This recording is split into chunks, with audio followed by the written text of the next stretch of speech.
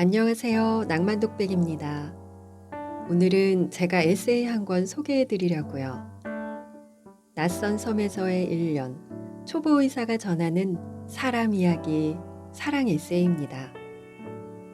제목은 섬 의사의 사계절. 문푸른 작가님이 쓰셨고요. 모모북스에서 펴냈습니다. 문푸른 작가님은 어린 시절부터 글쓰기를 좋아해서 매일 일기를 쓰다가 수학, 과학을 좋아하고 평생 꿈꾸는 천문학자가 되고 싶어 천문학과에 진학해 졸업했다고 하네요. 국문학이 아닌 천문학을 했지만 좀 더 세상에 도움이 되는 일을 하고 싶어 다시 의사가 되었고, 현재 대학병원의 직업환경의학과 의사로 근무하면서 쉬는 날에는 즐겁게 글을 쓰고 있다고 합니다. 뜻하지 않게 공중보건의 1년을 외딴 섬에서 보내게 되었다고 하네요.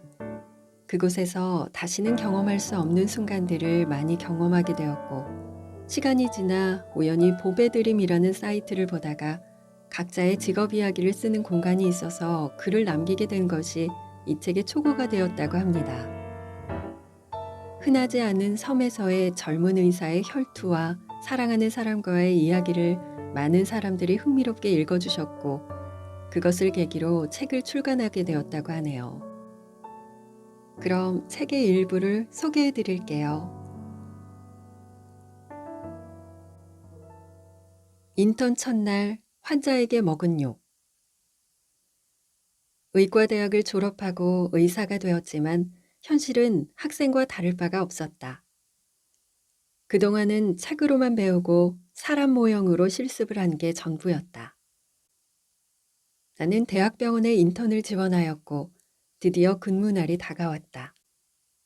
흰 가운을 갈아입는 동안 잘할 수 있을까 하는 불안감이 나를 지배하기 시작했다.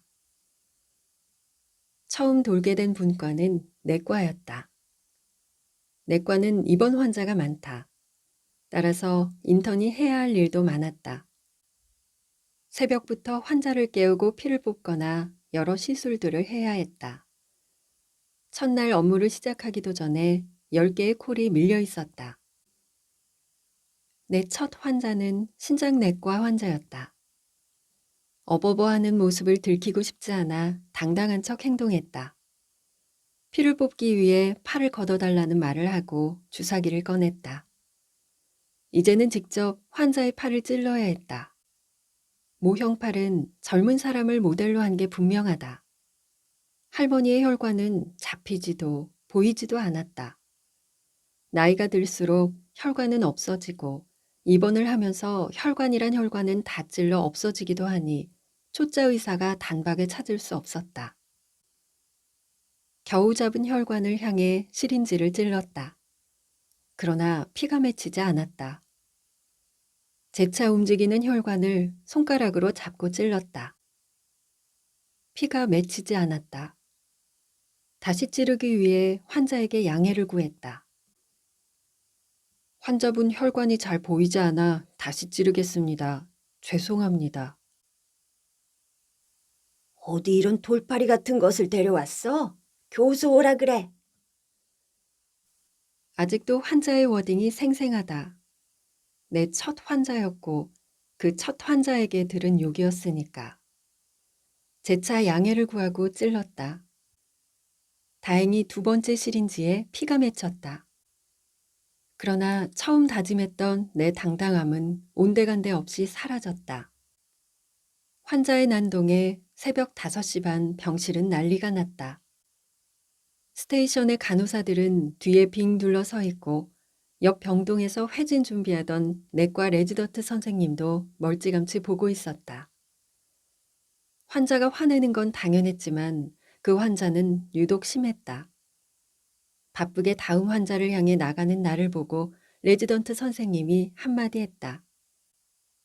저 환자한테 저도 욕 많이 먹었어요. 그러니 앞으로 신경 써주세요. 나는 하루 일과가 끝나고 나서야 그 말이 기억났지만 당시에는 아무런 정신이 없었다. 밀린 콜만 10개였고 이마저도 빨리 하지 않으면 점심도 못 먹을 게 뻔했다. 그날 새벽 5시 반부터 밀린 콜을 다 처리하고 편의점 삼각김밥을 깐 시간은 저녁 6시였다. 그렇게 정신없이 인턴 첫날이 지나갔다. 인턴 하반기 시절. 인턴을 인간처럼 대우해주는 과가 있는가 하면 단순 노동자로 보는 과도 있다. 그러나 인턴은 다음 해에 예비 레지던트이기 때문에 윗연차라고 함부로 해선 안 된다. 요즘 같으면 줄줄이 아랫연차가 들어오지 않아 결국 4년 내내 1년차 신세를 면치 못할지도 모른다.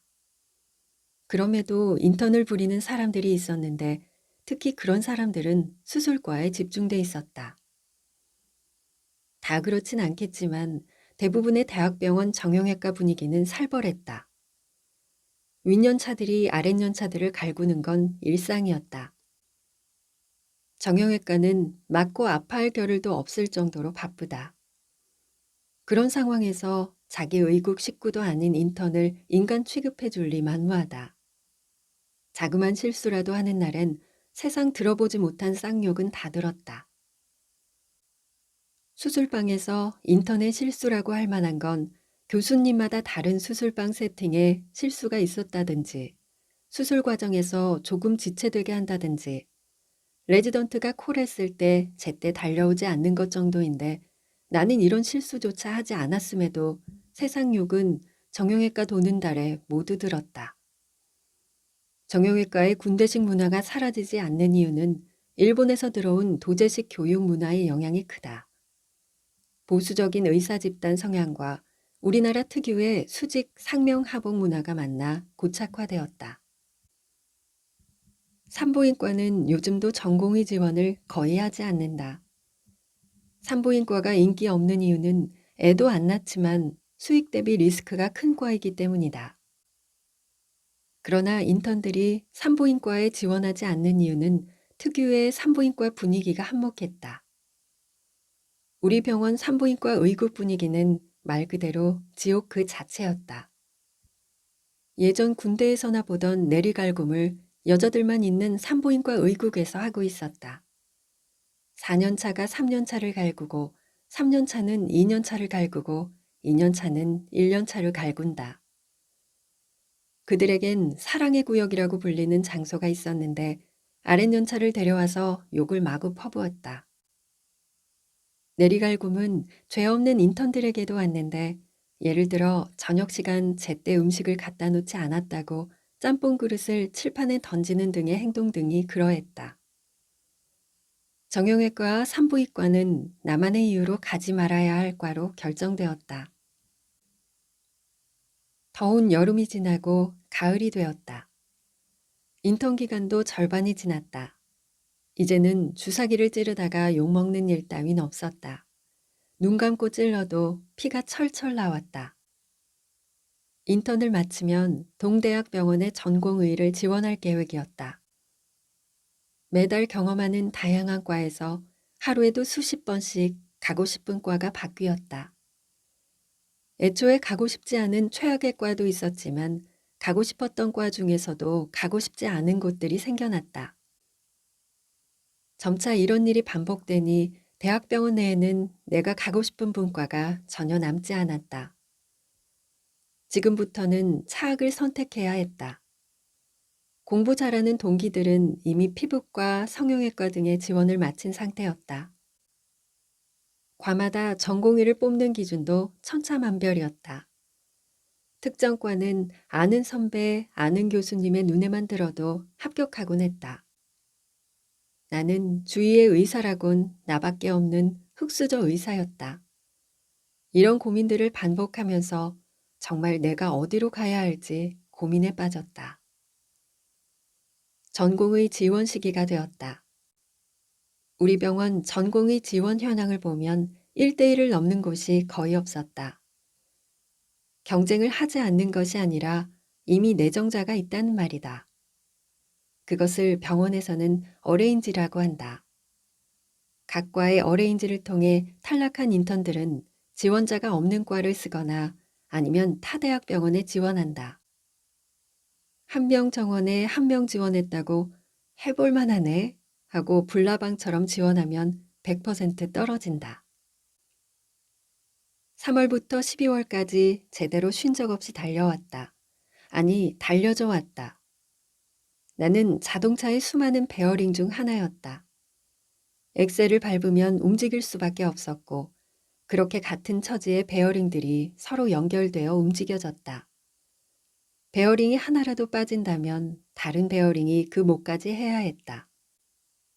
죽을 것 같아서 내가 포기하면 그 업무는 내 옆 베어링 친구에게 간다. 그래서 모든 인턴들은 그만둘 수 없었다. 나는 인턴이 끝날 3월만을 바라보며 견뎠다. 나는 너무 지쳤고 전공의를 할 의욕조차 생기지 않았다. 그래서 지원하지 않았다. 픽스턴 달이 왔다. 픽스턴 달은 전공의에 합격한 인턴들이 3월부터 과에서 근무하기에 앞서 2월에 그 과에 인턴을 도는 것을 말한다. 나는 합격한 과가 없었으니 그들이 가고 남은 과에 들어갔다. 다행히 주말 중 하루는 오프가 있는 분과였다. 수술방에서 만난 인연. 내가 차리게 된 수술방에 처음 보는 스크럽 간호사가 있었다. 스크럽 간호사 역시 레지던트와 비슷하게 순환식으로 이곳저곳을 돌며 교육을 받기 때문에 처음 스크럽 하는 곳에선 실수하기 마련이다. 스크럽 간호사를 교육하는 수간호사는 굉장히 무서운 사람으로 인턴들 사이에서도 악명 높은 사람이었다. 짬으로는 인턴과 비교가 안 될 정도로 경험이 많고 교수들 또한 그들을 신뢰해서 마치 수술방을 호령하는 지휘관 같았다. 직군이 다른 인턴에게도 반말로 지시하는 수간호사가 처음 스크럽을 잡는 스크럽 간호사에게 친절할 리 만무했다. 나 또한 오늘은 수술 처음부터 끝까지 참여해야 하는 상황이라 긴장하며 수술방을 차렸다. 교수님이 계시지만 아랑곳하지 않고 스크럽 간호사에게 윽박지르는 수간호사. 마치 우리들의 일그러진 영웅에서 교사의 지지를 받는 엄석대가 떠올랐다. 마스크와 모자로 얼굴의 대부분을 가렸지만 울기 직전인 상태가 느껴졌다. 나 또한 인턴 초반 그런 경험들이 있었기에 남일 같지 않았고 그래서 연민의 감정이 느껴졌다. 2시간여의 수술이 끝나고 수간호사, 스크럽 간호사, 그리고 내가 남게 되었다. 수간호사는 고삐 풀린 망아지처럼 스크럽 간호사에게 욕을 퍼부으며 그딴 식으로 할 거면 병원을 나가라는 겁박을 했다. 울음 가득한 간호사의 얼굴을 보았다. 조용히 방 정리 중이던 나 뒤로 다른 간호사가 들어와 스크럽 간호사에게 빨리 가서 밥 먹고 오라고 하는 말을 들었고 이내 그 스크럽 간호사는 총총걸음으로 나갔다. 살짝 젖힌 마스크 뒤로 얼굴이 보였다. 나는 그 간호사를 기억하기 위해 신고 있던 크록스를 보았다. 어렴풋이 제이라고 써 있는 것 같았다. 까먹을까봐 그 이름을 되뇌며 수술방을 치우고 나갔다. 수술방에선 얼굴을 가리고 있기 때문에 그 사람이 누구인지 알려면 신발을 볼 수밖에 없다. 마침 나도 점심 수술이 취소되어 식당에서 밥을 먹을 수 있었다. 자리에 앉았다. 배가 너무 고파 와구와구 먹고 있는데 맞은편에 스크럽 간호사가 앉아 울먹이며 밥을 먹고 있었다. 일개 인턴 따위이지만 뭔가 위로라도 해줘야겠다는 생각이 들어 늙어버린 얼굴은 생각도 하지 않은 채 옆에 가서 앉았다. 나중에 안 사실이지만 이 간호사는 병원과 꽤 먼 지방의 대학을 졸업하고 혼자열 나와 아는 사람이 아예 없었다. 그러니 옆에 누가 앉아도 자기를 아는 사람이라 생각은 하지 못했을 것이다. 안녕하세요. 저 아까 같이 수술방에 있었던 인턴입니다. 그제야 옆을 쳐다보며 눈물을 훔치는 스크럽 간호사. 우느라 밥은 거의 먹지 못했는지 음식이 그대로 놓여 있었다. 그렇게 울고 있는 상황에서 나에게 무슨 할 말이 있었겠는가. 별말 없이 고개만 끄덕이던 간호사는 민망했는지 벌떡 일어났다. 마침 점심 수술이 취소되어 그 방 스크럽이 당장 필요 없다는 것을 알고 있었고 나도 식판을 내려놓고 뒤따라갔다. 아까 그 수간호사는 원래 성격이 그래요. 그러니 상처받지 마세요. 라는 말과 함께 한 달 동안 잘 지내보자는 말을 남기고 떠났다. 밥을 먹으며 간호사에게 했던 행동과 말은 이전에 내게선 있을 수 없는 일이었다.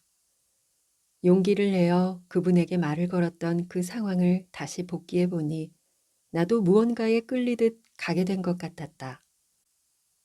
그날도 힘들게 일을 마치고 당직 침대로 돌아와 누웠는데 문득 오전에 스크럽 간호사가 생각났다.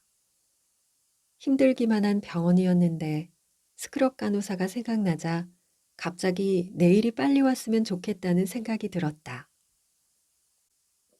다음 날이 되었고 수술방을 차리고 있는 사이 그 스크럽 간호사가 들어왔다. 수술 가운을 입는 사이 마스크와 모자 사이로 얼굴이 얼핏 보였는데 내 이상형에 가깝다는 생각이 들었다. 다행히 그 수간호사는 오늘 나타나지 않았고 무사히 오전부터 오후 수술까지 끝났다. 수술이 모두 끝난 후 수술방에 남겨진 나 그리고 스크럽 간호사. 오늘 수고하셨어요 라는 말과 함께 웃음을 지으며 인사를 했더니 아무 말 없이 고개를 숙이며 인사를 해줬다. 병원 내에서 누군가를 만나게 될 거라곤 전혀 상상도 안 해봤는데 이 지옥 같은 곳에서 무슨 짓인들 못하겠나 하는 생각이 들었고 혹시 몰라 로비 1층에서 무작정 기다렸다. 머릿속은 복잡해졌는데 혹시나 잘못되면 당장 수술방에선 어쩌나 하는 걱정과 함께 내 앞가림도 못하는데 무슨 다른 사람까지 챙기나 하는 생각도 들었다. 대부분의 간호사들이 퇴근을 마친 시간까지 제2간호사는 나오지 않았고 혹시 당직을 서나 하는 생각에 집으로 가려는 순간 멀리서 혼자 나오고 있는 제2간호사를 발견했다. 사실 그때만 해도 헷갈렸다. 내가 이 간호사에게 정말 마음이 있는 건지 아니면 전쟁터 같은 수술방에서 일종의 연민과 동질감을 느낀 것인지.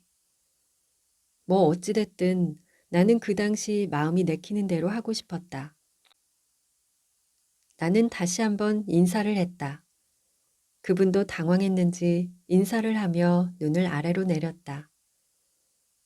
내가 얻은 집은 병원에서 5분 거리에 있는 오피스텔이었다. 어차피 가는 길이었기에 같이 따라 나섰다. 나는 어떤 말이라도 하고 싶어서 이것저것 얘기했지만 간호사는 당황해서인지 말을 하지 않았다. 그러고 횡단보도를 건너기 위해 서 있는데 갑자기 간호사가 한마디 한다. 어제 밥 먹는데 말 걸어줘서 고마웠어요. 이내 아니라고 하며 나도 그 수술방에 있으면서 마음이 안 좋았다는 둥 여러 이야기를 하며 한 3분 정도 걷다 보니 내 오피스텔에 도착했다. 안녕히 가세요 라는 말과 함께 지금 타이밍이 아니면 더 이상 기회가 없을 것 같았고 혹시 전화번호 여쭤봐도 될까요? 라는 뇌가 시키지 않는 척수반사가 나왔다. 다행히 나는 간호사의 전화번호를 받을 수 있었다. 방으로 들어와 침대에 누워 받았던 번호를 한참 쳐다보며 발을 동동 굴렀다.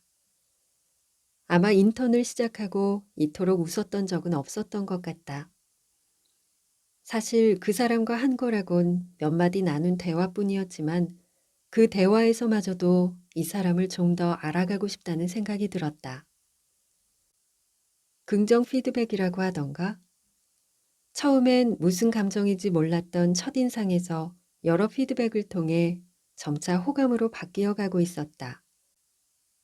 나는 그날부터 쭉 간호사와 메시지를 주고받았고 점차 감정이 더 커져가고 있었다. 그리고 나는 처음으로 인턴을 하면서 내일 할 일이 빨리 왔으면 좋겠다고 생각하고 있었다. 제이와의 첫 만남. 바쁜 인턴 생활 중에도 제2 간호사와의 연락은 계속됐다. 당직실 침대에 누워 오늘은 수간호사가 괴롭히지 않았냐, 수술하는 내내 힘들지 않았냐는 대화만 반복해도 즐거웠다. 나는 인턴 생활이 한 주 남았고 대략 3주 뒤쯤이면 논산훈련소에 들어가야 했다.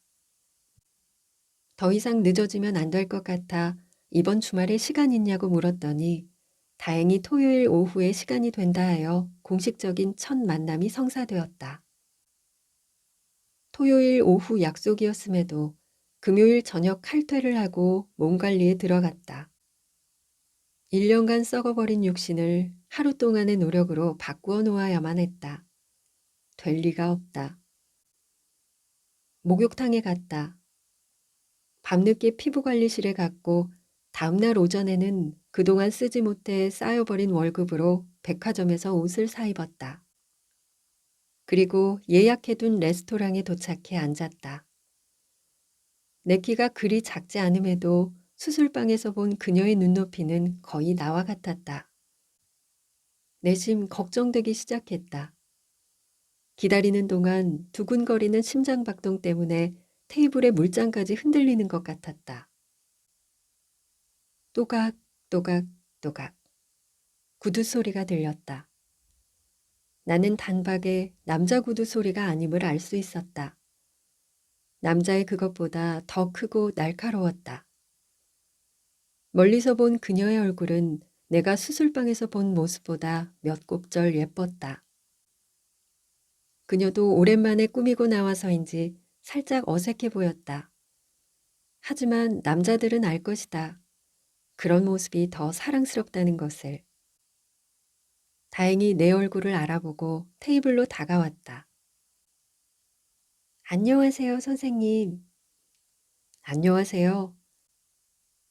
분명 매일 메시지를 나누던 사람이었는데 마치 처음 만나는 사람 같았다. 이 순간은 학교 합격 순간보다도 떨렸다. 인턴의 첫 마음가짐처럼 당황한 모습을 들키지 않으려 당당하게 행동했지만 이따금씩 새어나오는 긴장한 행동에 간호사는 눈웃음을 지었다. 그래도 메시지로 나눈 대화가 있어서인지 긴장감은 시간이 갈수록 풀렸다. 파스타가 코로 넘어가는지 귀로 들어가는지 모를 정도로 그녀와의 대화에 집중했다. 선생님, 그때 식당에서 어떻게 저를 알고 옆에 오신 거예요? 사실대로 얘기하기로 했다. 인턴을 돌면서 많은 간호사들과 일했는데 처음 뵙는 분이 막 혼나고 있어서 나갔다는 생각이 들었어요. 마치 거울에 비친 나 같은 느낌이랄까? 선생님은 좋은 의사 선생님이 되실 것 같아요. 왜요? 정말 아픈 환자는 의사 선생님에게 찾아갈 힘도 정신도 없잖아요. 근데 선생님은 아파하고 있는 환자를 멀리서 바라보고 직감으로 찾아내신 거잖아요. 아, 네, 감사합니다. 난 단지 배가 고파서 식당에 갔을 뿐이고 우연히 내 눈앞에 그 간호사 선생님이 있었을 뿐이고 본능적 행동에 따라가서 말을 건 것뿐이었는데 좋은 행동으로 비쳤다니 일석삼조였다. 나를 좋게 봐주었다는 사실에 안도했다. 그분은 나보다 2살 어렸고 고향에서 먼 이곳에서 혼자 거주 중이었다. 매일 교육으로 바빠 친구 하나 사귈 기회가 없었는데 같은 병원에서 일하는 나를 알게 되어 기쁘다고 했다. 대화가 마무리되고 계산하며 나오는 사이 밖에는 눈이 내리고 있었다. 2월 중순이었지만 봄의 느낌보다 겨울의 묵직함이 더 느껴지던 날들이었다. 눈이 살짝 쌓인 길가를 걷는 내 구두와 간호사의 구두 소리가 번갈아 가며 들렸다. 그 소리는 묘하게 기분이 좋았다. 우리는 대학병원으로부터 1시간 정도 떨어진 곳에서 만났다. 최하 계층 간의 만남은 언제나 조심스럽다. 병원 사람 누구에게라도 발각된다면 다음날 그녀가 곤란해질 게 뻔했다. 그런 간호사 문화를 알기에 무리한 부탁은 하지 않았다.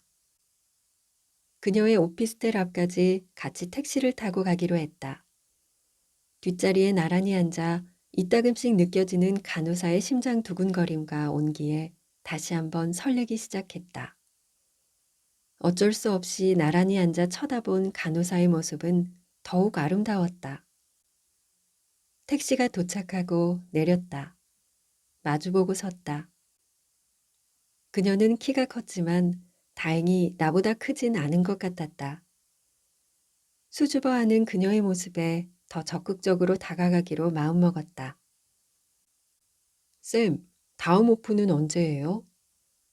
아, 제가 3월부터는 다른 수술방으로 가서요. 아직은 모르겠어요. 오픈날 생기면 꼭 저한테 먼저 알려주세요. 네? 저는 쌤한테 제 오픈을 먼저 쓸 거거든요. 마음은 당당한데 내 눈만큼은 파르르 떨려 긴장하고 있음을 들키고 말았다. 그녀도 싫지 않은 듯 피식 웃으며 알겠다고 하며 집으로 들어갔다. 커피라도 한 잔 더 하고 싶어요 라는 말이 목구멍까지 나왔지만 그녀의 상황을 알기에 참았다. 비밀번호를 누르며 들어가던 그녀가 다시 한번 나를 쳐다보며 손을 흔들었다. 자동으로 켜진 라이트에 그녀의 옷깃이 반사되어 아름답게 보였다. 멀리서 본 그녀의 모습 중 아직도 기억나는 건 그 환한 미소와 후광이다. 인턴 수료증, 대학병원을 떠나다. 인턴을 수료했다. 학생에서 갓 벗어나 몸부림치던 첫 달을 기억한다. 무수히 많은 환자들을 찔렀고 합법적으로 그들에게 생채기를 냈다. 칼을 들고 사람을 찔러서 혼나지 않는 직업은 의사가 유일할 것이다. 우리는 칼로 사람을 찌르면서도 죽이지 않는 방법을 알고 있다. 그것에 대한 자격이 의사 면허증이고 그러므로 살인자가 되지 않기 위해 평생을 노력해야 한다. 인턴을 마쳤다고 뭐 대단한 능력을 갖게 된 것은 아니다. 의사사회에선 적어도 1년간 도망가지 않은 끈기 있는 놈이라는 훈장 정도는 되겠지만 어쨌든 1년 만에 대학병원을 나오게 되었다. 당직 침대를 정리했다. 속옷, 책, 거울, 로션. 로션은 사러 갈 시간이 없어 동기 로션을 며칠간 썼다. 대개 1년 정도 머물다 나오면 짐이 늘어나기 마련인데 들어올 때 한 박스 그대로 가지고 나왔다. 병원에선 딱히 짐이 필요 없었다. 치열하게 살았던 1년 동안 그래도 나만의 공간이었던 침대를 바라보니 눈물이 났다. 환자한테 욕먹고 윗년차 선생님에게 혼나고 와서 위로가 됐던 나만의 공간이었다. 8인 1실 공간의 중앙 테이블은 성토의 장소였다. 환자에게 멱살이 잡혔다며 욕을 하며 들어오는 한 동생에게 몰래 숨겨놨던 냉장고 속 맥주를 꺼내주었다. 차가운 맥주는 달아오른 동생의 화를 순간적으로 낮추어 주었다. 나머지 인턴들도 동생의 말에 귀를 기울이며 같이 욕 한 바가지를 해준다. 동생은 본인이 잘못한 게 아니라 환자가 잘못한 것이라 생각해주는 든든한 지원군을 얻었다. 실제 상황이 어찌됐건 우리는 맥주 하나로 노여움을 풀곤 했다. 나를 제외한 나머지 3명은 본인들이 원하던 과에 합격하여 픽스턴을 돌고 있었고 그 방의 짐은 오로지 내 것만 남아 있었다. 잠시 테이블을 쳐다보며 그때의 환상을 떠올리다 이내 깼다. 나는 다시 박스를 집어들고 병원 가운은 저 구석에 처박아 둔 채 나왔다. 마지막 자존심이었다. 내가 내 의지로 대학병원을 떠난다는 기백이라도 보여주고 싶었다. 따뜻한 홍차의 기억.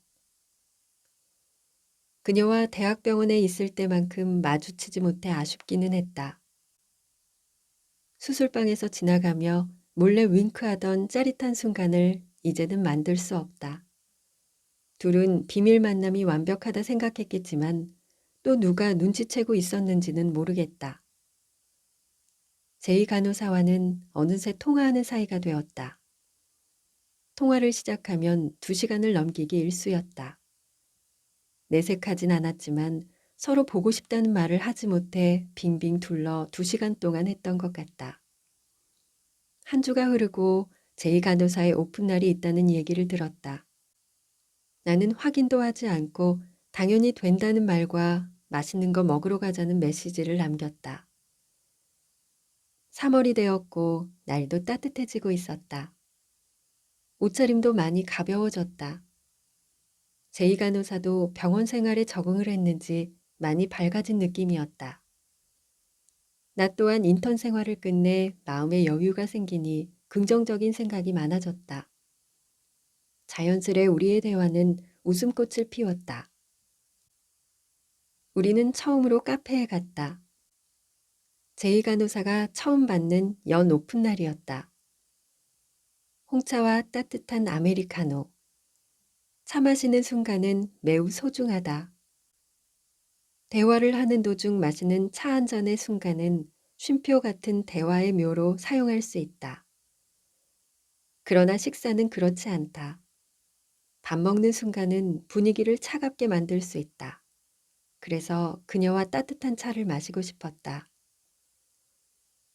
길가에 언눈이 녹고 있었다. 잔디밭에 눈이 녹고 잔디가 돋아나면 푸르러질 것이다.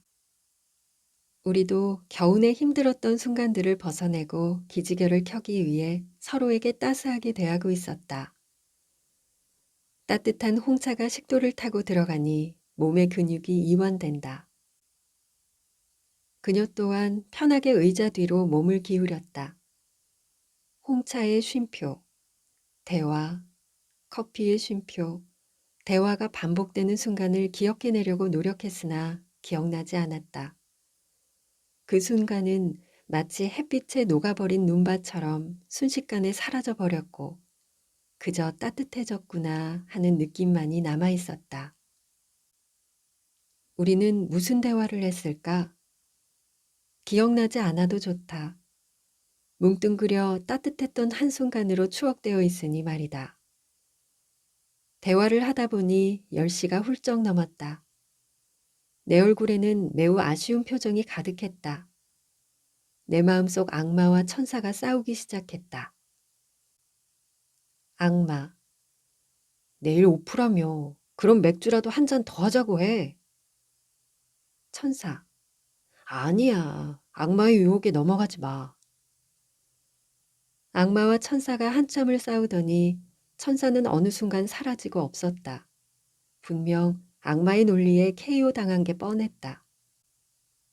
나는 그녀의 오피스텔로 데려다 주는 도중 과감하게 말했다.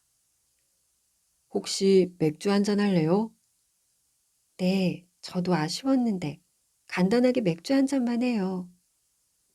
역시 악마가 옳았다. 천사놈은 진정한 악마임에 틀림없다. 악마가 아니었다면 난 그대로 훈련소에 끌려가 5주 내내 후회만 했을 것이다. 오랜만에 마시는 맥주가 정말 맛있었다. 편해진 복장만큼이나 우리 사이도 편해졌다. 맥주 한 잔이 우리를 이렇게 가까워지게 할 줄은 몰랐다. 좋아하는 사람과 좁은 선술집에 앉아 오손도손 이야기하는 순간은 정말 행복했다. 맥주는 나를 행복하게 한다. 그녀도 나를 행복하게 한다. 나는 너무 행복한 사람이다. 더 과감해진다. 그러다 더 자주 만나고 싶었다는 말을 무심결에 내뱉었다. 그녀는 고맙다고 했다. 타지에서 올라와 힘든 자기에게 처음으로 힘이 되어준 사람이라고 했다. 나도 고맙다고 말했다.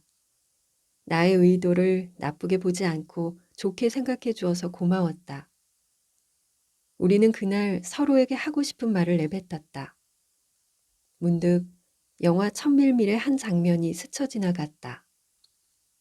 이러다 키스를 해야 영화가 되겠지만 현실은 달랐다. 심장을 가로막고 있던 속마음을 하나둘씩 내뱉으니 심장이 걷잡을 수 없이 뛰기 시작했다. 건장한 청년은 심박수가 200회 이상 될 수 없는데 조만간 제세 동기가 필요할 것 같았다. 그녀의 큰 눈을 보니 가만히 있을 수 없었다. 곧장 일어나 손을 잡고 공원으로 달렸다. 그러지 않았다면 나는 쓰러졌을지도 모르겠다. 너무 행복했고 그녀에게도 행복을 주고 싶었다. 순식간에 일어난 일이라 준비는 하지 못했지만 솔직한 마음을 담아 고백했다. 제이 간호사도 고맙다는 눈빛과 함께 내 손을 꼭 잡아주었다. 우리는 그렇게 커플이 되었다. 그 순간은 누구도 부럽지 않은 커플이었다. 나는 그녀를 집 앞까지 데려다 주고 연신 애정의 눈빛을 보내며 그녀를 보내줬다. 그리고 돌아서 우리 집까지 쉬지 않고 달렸다. 공중보건의 배치 과정. 훈련소를 나오면 우리는 훈련생 수료신분으로 보건복지부에 편입된다. 공중보건의는 참 독특한 신분이다. 병역을 행하는 중이니 병역법의 적용을 받으면서 동시에 임기제 공무원으로서 공무원법의 적용도 받는다. 추가적으로 의료인으로서 의료법 적용도 받는다. 가끔 법의 내용이 상충될 때가 있는데 그때가 가장 괴로웠다. 예를 들어 보건소장의 명령에 따라 공중보건의가 황제 출장 예방접종을 해야 할 때 보건소 산하 직원이라면 보건소장의 명령을 따르는 것이 맞지만 병원을 벗어난 곳에서 진료와 접종 행위를 하는 것은 의료법상 위반이 된다. 이토록 공중보건의들은 취약한 법 테두리 안에서 살얼음판을 걷고 있다. 훈련소를 나오면 일주일간 직무교육을 받는다.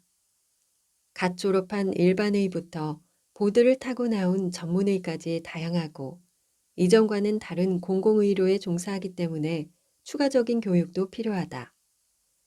그러나 우리에겐 더 중요한 순간이 있다. 바로 지역 추첨이다. 지역 추첨은 정말 중요하다. 추첨을 잘못하게 되면 내가 살던 지역과 정반대되는 곳에서 살 수도 있고 심지어 섬에 떨어져서 본인의 의지와 상관없이 섬 생활을 해야 할 수도 있다. 우리들 사이에서 가장 인기 없는 지역은 전라남도이다. 지도를 보면 알겠지만 전남에는 무수히 많은 섬들이 있다. 그 섬들 모두에는 최소 1명 이상의 의사가 들어간다. 그래서 전라남도를 지망하는 사람은 모두의 박수를 받는다. 왜냐고? 1명이라도 낙오될 확률을 줄여주기 때문이다. 실제로 전라남도 TO가 300짜리 정도였는데 전라남도를 1순위로 지원한 사람은 딱 1명 있었다. 그 사람은 이 세상에서 가장 뜨거운 박수를 받았다. 이로써 내가 전남으로 갈 확률은 3분의 1에서 899분의 299로 하락하였다. 결과는 직무교육이 끝난 다음 날 아침 10시에 발표된다. 직무교육이 끝나고 우리는 못다한 회포를 풀기 위해 동기들과 서울의 모처에서 한잔했다. 나는 마치 목마른 사슴이 시냇물을 찾다 발견해서 벌컥벌컥 마시는 것 같았다. 3차, 4차 끝날 줄 모르던 술자리는 5시가 돼서야 끝이 났다. 내가 눈을 떴을 때는 한 모텔방이었고 분대원 동생과 한 침대에서 동침 중이었다. 모텔방을 들어올 때 했던 맹세가 기억났다. 우리 전라남도는 가지 말자. 그래, 가지 말자. 우린 아닐 거야.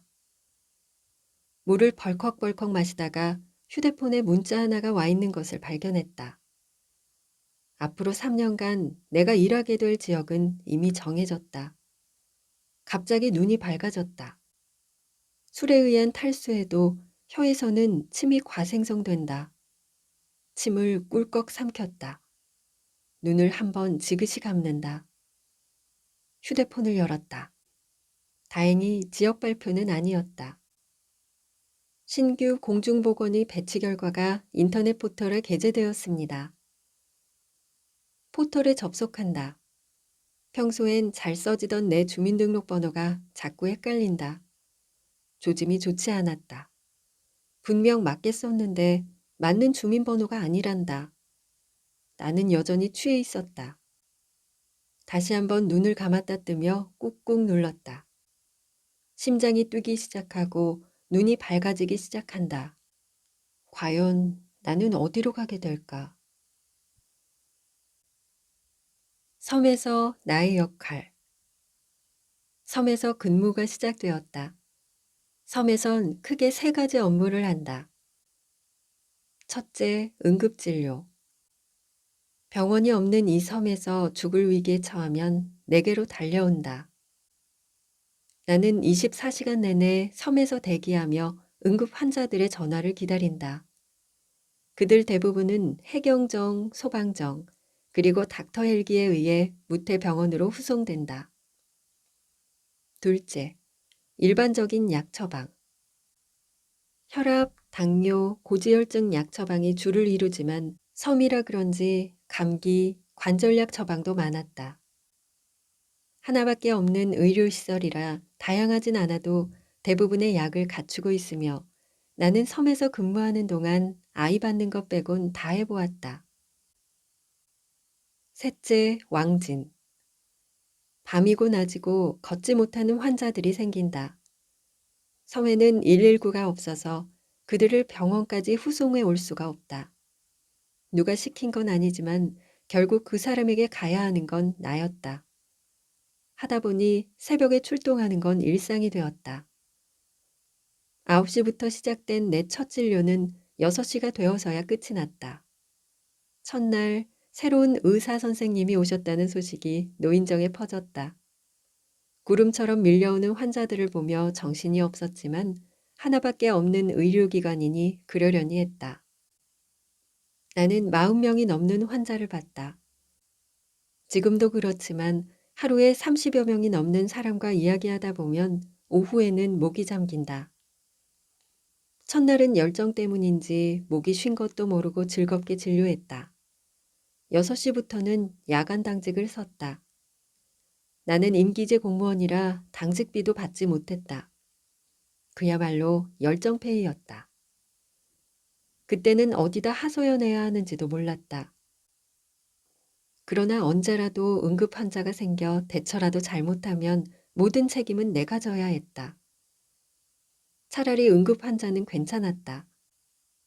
아픈 사람에게 절실한 도움을 줄 수 있는 건 스스로도 뿌듯함을 느꼈다. 그러나 이곳은 섬이었고 말도 안 되는 일들이 비일비재했다.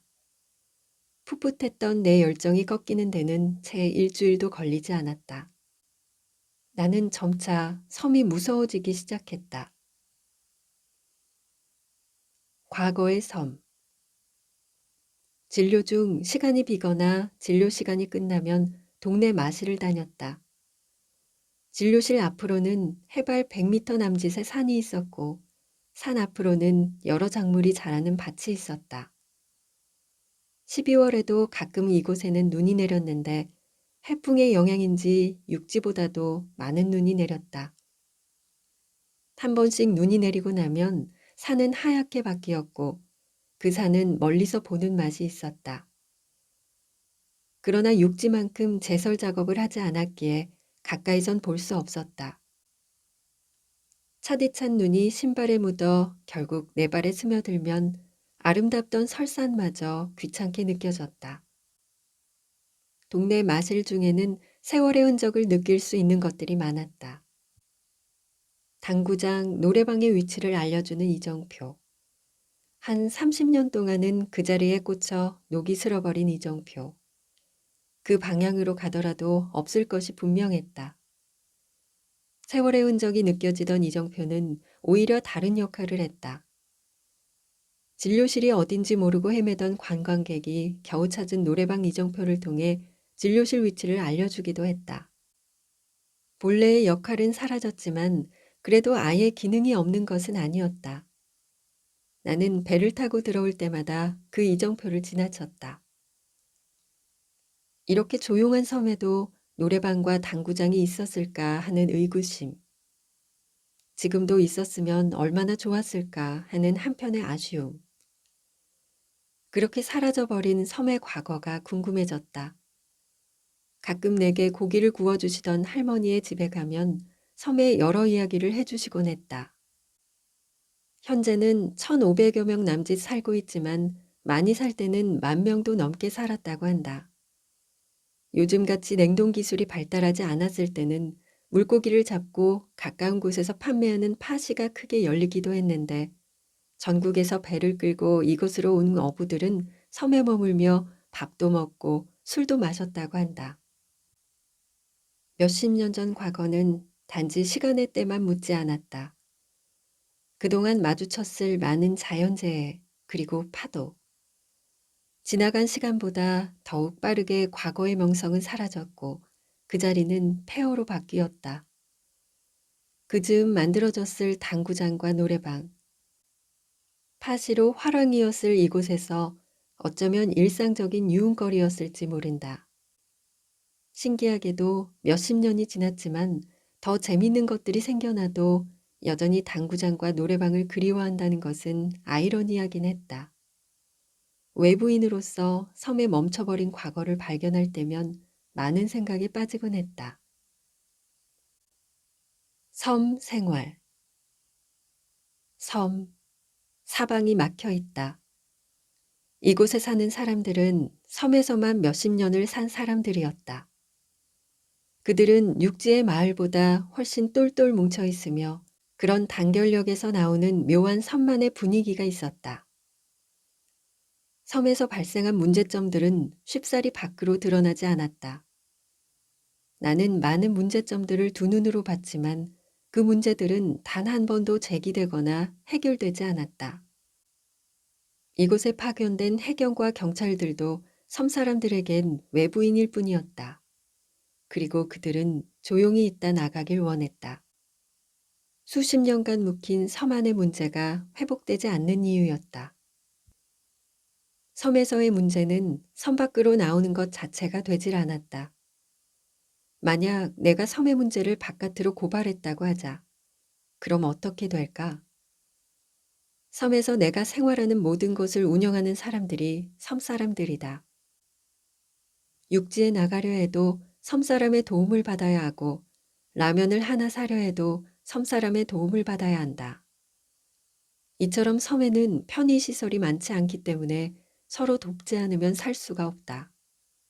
만약 내가 내부 고발을 하여 섬의 문제가 드러났다면 그 순간 섬에서의 생활이 불가능해진다.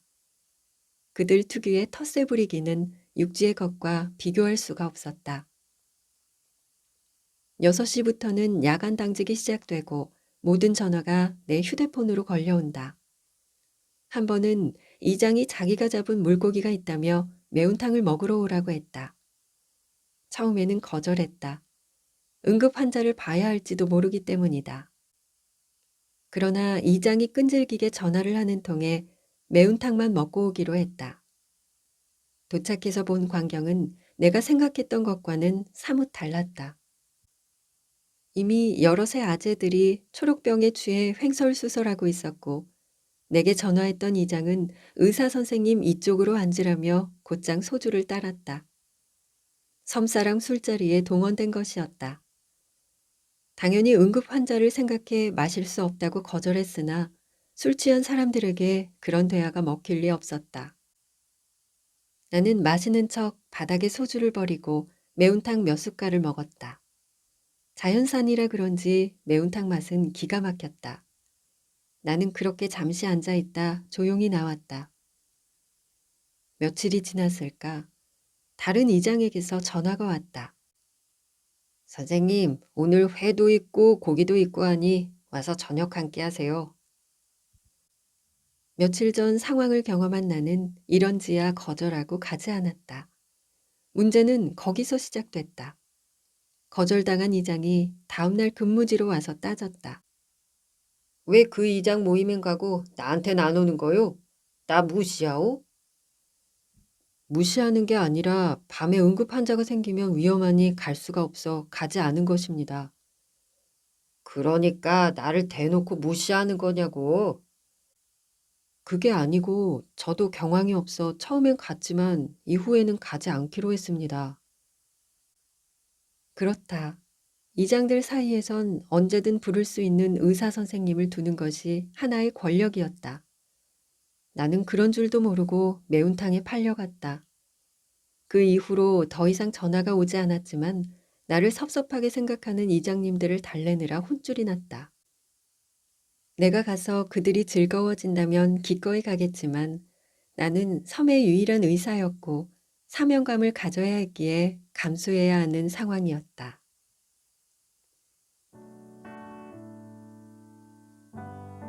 오늘도 함께 해주셔서 감사합니다. 행복한 하루 보내세요. 당신의 마음이 머무는 글 속에서 당신을 기다리는 낭만 독백이었습니다.